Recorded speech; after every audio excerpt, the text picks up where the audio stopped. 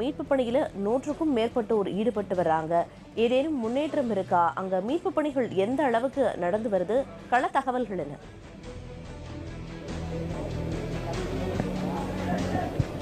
பிரியதர்ஷினி, திருவண்ணாமலை வஉசி நகர் பகுதியில் மண் சரிவு ஏற்பட்டு 7 பேர் மண்ணில் மாயமான சம்பவ இடத்தில் தான் நாம் இப்போ இருக்கோம்.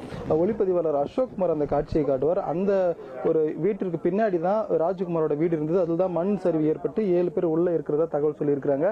இந்த மீட்பு பணியில் தேசிய பேரிடர் மீட்பு படை, மாநில பேரிடர் மீட்பு படை, உள்ளூர் தீயணைப்பு துறையினர் மற்றும் காவல்துறையினர் 100க்கும் மேற்பட்டு ஈடுபட்டிருக்கிறாங்க.